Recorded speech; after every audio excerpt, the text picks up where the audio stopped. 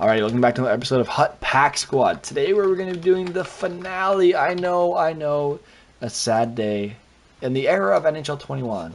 But it is what it is, man. Too much of a rager, my guy. I'm too much of a rager. So yeah, anyway. We're going to be ending strong, hopefully. And yeah, let's do it. Let's see what we can do. So I think we have some packs to open. I guess not. Yeah, we do. Alright, that's what I thought. These are our packs. We should have coins as well in the item inbox, if I'm not mistaken. Unless they just stole them from me. Nope, they did not. Beautiful. But yeah, we're going to be doing this little pack opening. Hopefully we get another player for our team. If we don't, so what?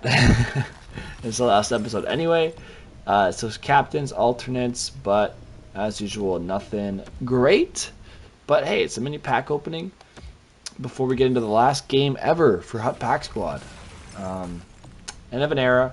It's just, it got too serious for me. I don't know. It got, like, it feels like I should be winning every game, and it got super stressful and just not as fun. You know, I felt like I was raging over every little detail, which is not what I want this channel to be about. I want the channel to be fun, you know. I want to enjoy every single thing that I do for you guys. I want to enjoy. And if I enjoy it, hopefully you guys enjoy it too. You know, that's kind of the goal, right? So I'm thinking that next, I don't know. I'm trying to think of new series I can do for Hut, because I know a lot of people like Hut, and I quite frankly don't mind Hut. I'm kind of indifferent to it, and man, these packs suck.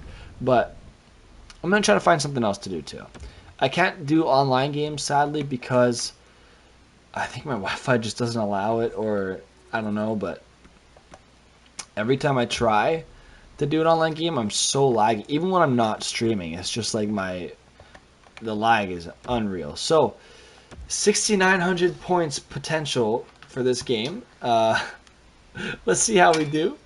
But yeah, and this is interesting. And oh, Marc-Andre Fleury is now third all-time in wins. Good for him. Good for him. But now's as good a time as any to talk about what happened in real life today. So, as I'm streaming this, this will already have happened once this video is uploaded, but Tom Wilson, this is the game after Tom Wilson did the Panarin ragdoll. But, damn, man, Tom Wilson's such a weirdo. What a loser. As Liv put it, he probably has a small peepee. Oh my god, we almost scored right away. But, yeah, it was embarrassing for the NHL today. Honestly, it set hockey back quite a few eras. And quite honestly, if you ask me, it showed what some of our fans' true opinions of the game are. They don't care about player safety. All they want to see is people flying around killing each other. It's not a good state for hockey, you know. And I saw a lot of victim blaming too. Like, I don't know. Oh, Panarin shouldn't have jumped on him if he didn't want to get grabbed by the hair and thrown to the ground. You know what I mean? Like, it's just not something you should do, man. Like, honestly, what Panarin did welcome maybe a few punches, a few like jabs, but I mean, it didn't welcome him getting grabbed by the hair and thrown to the ground and potentially getting a career-ending injury. You know what I mean? Like, it just doesn't make sense, you know? Tom Wilson lost his mind on that play. He quite honestly did, and he has a history of doing it. So, I don't know why the league decided not to give him more than just a fine. To give him a little slap on the wrist, basically the equivalent of like a $18 fine for the likes of me. Actually, as a student, that'd be the equivalent of like a $2 fine, because students don't make a lot of money. It's just sad, man. It's just sad. It's just open season, bro. If you're against a star player, after seeing the Tom Wilson incident, it's open season, bro. And everyone's talking about bro, how did that not go in? Everyone's talking about the Crosby incident. Like, Crosby's a horrible bad guy. Like, yo, Konechny had him in a chokehold while the ref just stood there, hands on his waist, just watching, didn't give a damn. So you know what? I don't blame Crosby for doing what he did. Crosby knows after seeing that Wilson incident, he knows that no one's going to defend him but himself or his teammates. But after seeing what happened to Wilson, he knows the league's not going to defend him, not going to back him up, not going to do anything to change the nature of the game, where like goons run rampant all of a sudden. You know what I mean? Like, so Crosby did what he had to do, man. I don't blame him. I would have done the same thing. Maybe I wouldn't have jabbed his head on the ground, but I would have definitely thrown punches, would have wrestled on the ground. I don't care. Bro, the guy had me in a chokehold, ripped off my helmet, and started punching me. Like, I'm doing whatever I have to do. I'm doing whatever I have to do, man. Like, I honestly don't care if I win or lose this game. I'm more concerned about talking about the incident. And yes, I am playing while talking. It's not just a commentary. This is all just spitballing, man. This is all from the heart. But, yeah, man, it's just embarrassing for the league, bro. This is quite honestly just embarrassing. You know, like the NHL took so many steps backwards today. And actually, what's lost in all this? TJ Oshie, character player, got a hat trick right after the game back after his father passed away. That's a good story. The only person I feel like I can cheer for right now in the Washington Capitals is TJ Oshie, so I'm very happy for him. But anyway, getting back to the Tom Wilson incident, dude, it's just a joke. It's just a joke, man. Like, you don't find it. Then Shane Gostisbehere gives a guy a little jab after he scores. He gets suspended 2 games. The guy was fine on the play. He's not injured. He's fine. He got right back up. You know what I mean? Like, it just doesn't make sense, bro. You're equating, like, a little jab. It was a little dangerous jab. I'll admit it. It was dangerous. But, like, the guy was fine. But you equate a dangerous... Like, really? You Clement not in a good position to make that poke check. Anyway, you equate a jab to what Wilson did, bro? Like, come on. Actually, no, you say the jab is worse than what Wilson did. Like, that's a joke, man. Like, they're saying that what Wilson did, grabbing someone by the hair and launching him to the ground, is fine. It's just a fine. It's the equivalent to, like, a slash. Like, I've seen some slashes get 5K fines after the whistle, like just slashes, get 5K fines. And yet the NHL says, yeah, Tom Wilson almost ending Artemi Panarin's career. No, that's just a fine, bro. It's fine. He's good. 5K fine. He'll learn his lesson, right? Whatever, man. I don't know what Tom Wilson has on George Laraque, but dude, it's a joke. It's a joke. And as I said before, the Crosby incident, dude, honestly, man's got to do what he's got to do to defend himself in this league, honestly. I stand by it. Everyone calls Crosby a crybaby and whatever you want, but, like, why did he do that way? I know, whatever. But everyone calls Crosby a crybaby and like, he won't defend himself. Well, guess what? He just did. You know what I mean? I'm seeing all these people defend Tom Wilson for what he did, and that Crosby's a villain for defending himself, bro. He's being put in a chokehold and thrown to the ice by Travis Konechny. Like, I don't blame Crosby for what he did. I stand by it. Good for him. I was happy for him. Stood up for himself because no one else will. The ref stood there with his hands on his waist, didn't give a damn. He's like, it's part of the play, part of the play. Whatever, man. The puck's 200 feet down the ice. This shouldn't be happening. It's hockey, not MMA, dude. Learn, man, learn. The NHL took so many steps backwards today and yesterday. It's quite frankly sad. It's just sad. As a fan of the game, I'm disappointed. Actually, as a fan and someone who's played the game, I'm disappointed. I've been playing hockey since I was 6. I am disappointed, man. But I'm not shocked. I'm disappointed but not shocked. Does that make sense? The NHL cares about its money and that's all. They don't care about the safety of their players. The NHLPA doesn't even care about the safety of their players. It's just embarrassing. It's just embarrassing for the game. You're trying to grow the game, but like this is not how you want to grow the game, dude. That was a terrible move by me. But this is not how you want to grow the game. Like this isn't what I don't know what happened there, but this isn't what you want. You know what I mean? You don't want this. Like I'm sorry, that was hard to watch, man. That Rangers game was hard to watch. That's just embarrassing. That's just embarrassing for the NHL, man. And then on top of it, the Rangers spoke out about it. And you know what they did? They fired their GM, bro. Like they fired him.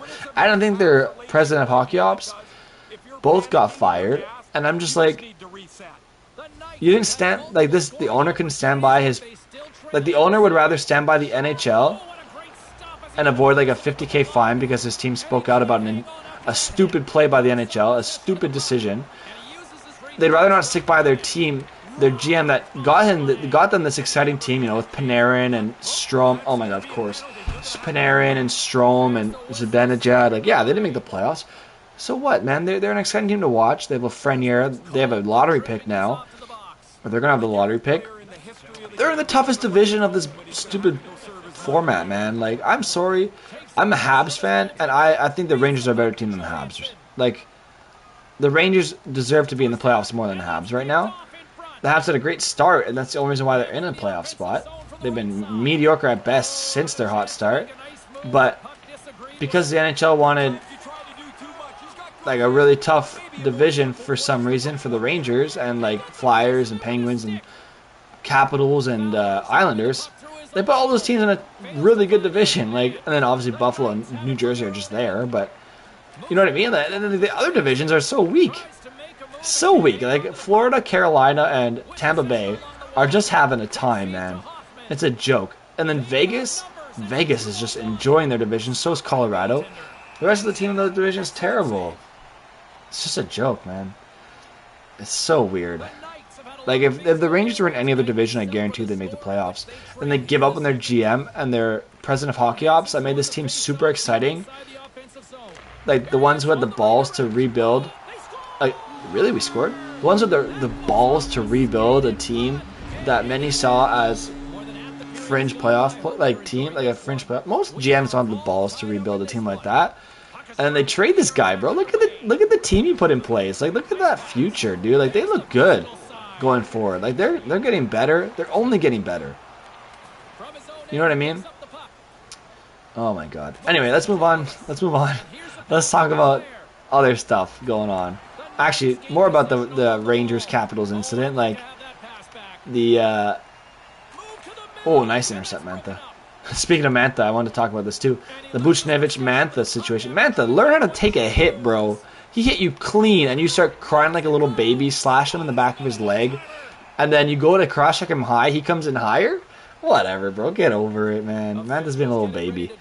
I mean, obviously, Buchnevich deserves his game misconduct, because it was a cross-check to the face, and no one should be getting cross-checked in the face, you know what I mean? But Mantha was going in high too, man. Like, they each had it coming for each other. Like, they each had it out for each other. Not coming, but they each had it out for each other. Mantha went high. I saw this tweet. Mantha went high. Buchnevich went higher. That was such a good tweet, man. I thought it was hilarious. Oh, thank God. The computer sucks. I thought that was a hilarious tweet. But yeah, man. Watch Buchnevich get a suspension and Wilson once again walk away unscathed. And can we just talk about the Capitals pulling Wilson out of that game? Babies, man. Babies. Just kidding. They had to do it or else the game was going to get even more out of hand, but than it already is. Or was, I should say. But still, what a joke, man. This league. What a joke. Making a joke of itself, even. Oh, nice try, Forsberg. Man, we're out-chancing these guys all day. But what a joke this league's been this year. Big hit. Oh, missed him. Anyway, that's that for that game. I'm done talking about it. I think I've said my... Wow, what a save by Carey Price. I think I've spoken enough about that. This has been a nice little hot commentary so far. But let's move on to something more fun. Let's move on to something else. A more hot top... I mean, I guess a less hot topic in hockey. What a bad shot that was. I'm gonna talk about my Canadians, man. We win 3 in a row by the skin of our teeth. All 3 were comebacks, but we win 3 in a row. We put ourselves in the conversation to compete with Winnipeg for 3rd place because we tie them with the same amount of games remaining, and then we go to Ottawa and lose 5-1. I'm not blaming Allen for this game, bro. We looked terrible. We looked terrible. We did not look like a playoff team. Nice goal. We did not look like a playoff team in that game. My God. What a brutal game. You know, I don't know what it is about these Canadians, Montreal Canadiens, in these recent years, man. We've been mediocre for as long as I can remember. Ever since that 1 year where we went to the conference finals and then lost because Chris Kreider decided to destroy Carey Price and almost end his career. What the hell is going on? Anyway, ever since that, dude, we've been mediocre at best. I don't know what happened. I don't know what died in Montreal, but it's hard to watch sometimes, man. We go from being so good one night to being terrible the next. It just doesn't make sense. I mean, obviously we have so many injuries right now. So the fact that we even won 3 out of our last 4 is pretty impressive. Especially Petrie, man. He's been playing so well. Wow. I just got danced. But I don't know what's going on with these Canadians, bro. I don't know. Carey Price, man, supposedly he's going to be given the starting role right away. I don't blame them because I think Allen needs a break. I think he's exhausted. What is going on? But I think Allen needs a break, dude. I think he's tired. And I don't blame him. He's played so much. He's used to being backup. He's been doing his best, but like he's doing more than what we expect out of him, you know what I mean? I think Seattle's looking at this Canadian season. They're looking at Jake Allen. They're saying, look, this team looks terrible in front of him, and yet he's keeping them afloat. I'd taken a chance on Jake Allen to be the starter in like if I'm Seattle, I'm taking a chance on Jake Allen to be our starter. If not 1A, 1B option with another goalie that we take. You know what I mean? That would be my choice if I'm the GM in Seattle. Unless Montreal makes a deal to keep Allen, which I don't think they will because they have Primo. Right, like knocking at the door to play as a backup. I think Seattle takes Allen. I think he has an extension as well. So they have the nice. They have the cap certainty with him. Oh my god. They have the cap certainty with Allen as well. So I think Seattle takes him. I really do. Anyway, let's keep going with Seattle. I like talking about the expansion draft. I'm trying to think of other players Seattle's sure to take. I can't really think of any that I think are like a sure thing as much as Allen is. You know what I mean? Like Allen, in my opinion, Allen is a sure thing to go to Seattle. Everyone else, I can't really think of anyone who's a sure thing. You know what I mean? Maybe Robbie Fabry from Detroit. He could be a good pick for them. He's been pretty underrated in Detroit. I don't know if they protect him or not. I'm sure they will protect him, but bro, what the hell was that? Florida's got a lot of players. I'm thinking Duclair gets taken. I'm thinking they take Duclair. Another player they might take a chance on is Josh Hosang. Like just like Vegas did with Griffin Reinhart. I think they take a chance on Josh Hosang. Just take a flyer on him, see what he's got, and then if they don't like him, they just drop him. Send him to the China League where because I think he went to play for the China team, for the Chinese KHL team. That's where Griffin Reinhart ended up. Nice goal. I think that's where Griffin Reinhart ended up. So we'll see, man. We'll see. I think Josh Hosang could be an interesting one, but we'll see. Buffalo, I don't know who they got out of Buffalo. There's no way Buffalo enticed them to take Skinner. They'd have to unload the prospect pool for them to take Skinner off their hands. Like, I see them, if Buffalo wants them to take Jeff Skinner, man, they're giving them Casey Middleset. They're giving them a first. They're unloading the cupboard, man. They're dropping off a truckload of stuff to Seattle to take Jeff Skinner. And a new GM in Buffalo might try to do it. They need a win. They need a win in Buffalo. They might try it. Honestly. If they do, good luck. You're giving up a lot. But good luck. And speaking of Buffalo, Jack Eichel. Where do you think he ends up? Just kidding. He's probably going to stay in Buffalo. But honestly, I won't blame him if he wants out.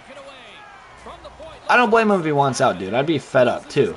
I'd be fed up, man. You can only carry a team so far before you start losing your flipping mind, bro.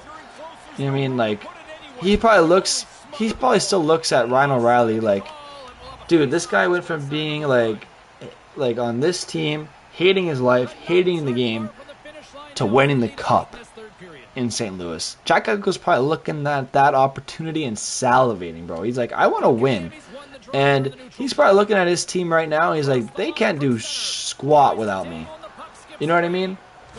Like, they trade Taylor Hall, they get a bit better. I don't know what it is with Taylor Hall and teams and making them worse. Although he looks really good in Boston, I think the problem with Taylor Hall throughout his career has been he's always been expected to be the #1 guy, but now in Buffalo he's not. I don't know how Kotkaniemi missed that, but in Boston he's not. I think that's why he's doing so well. But if you look at Buffalo without Taylor Hall, they've been doing better, and I think the reason why is they brought in Taylor Hall. Oh jeez, nasty hit. I think the problem with Taylor Hall in Buffalo was, I think the major problem with Buffalo was they didn't have anybody who could like grind it out, man. They're all players who play the same role. Like you look at Casey Millsap, you look at Casey Millsap, you look at Victor Olofsson, you look at Jack Eichel. Although Jack Eichel is a bit of an exception, and he's been injured for a while. But you look at Jeff Skinner. You look at all these players. They're all just skilled guys. They're not the guy Sam Reinhart. They're not the guys who are going to go in the corner and get that puck. You know what I mean? Like they have Kyle Okposo, sure, but Kyle Okposo's a shell of his former self, bro. He ain't the Kyle Okposo they signed. You know what I mean? So Buffalo's an interesting scenario. I think they might be one of the teams I do next in the GM mode, just to see what I can do with them, especially right after I downgraded Rasmus Ristolainen. But I don't know, man. We only got 4,200 battle points out of a potential 6,900. Interesting. Anyway, that's going to do it for this episode of Pack Squad. I hope you guys enjoyed this little commentary in which I talked about all the different news going on around the NHL, all the different theories that I have with other teams and stuff. Don't worry, this is not the end of the stream, but for those on YouTube, it's going to do it for tonight. I hope you enjoyed the video. I really hope you did. If you have any suggestions for new Hut series that I can do other than Pack Squad, please let me know. I'm very open-minded to it. I just want to have a series that I enjoy. Pack Squad was a bit more fun today. I actually enjoyed it.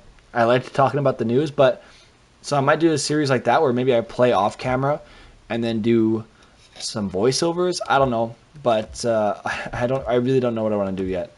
But all I know is I really enjoyed today's episode, and it's the finale, baby. So I hope you guys liked it. We won in our final game, in our final episode of Hut Pack Squad. And I'll see you guys in the next one. Peace.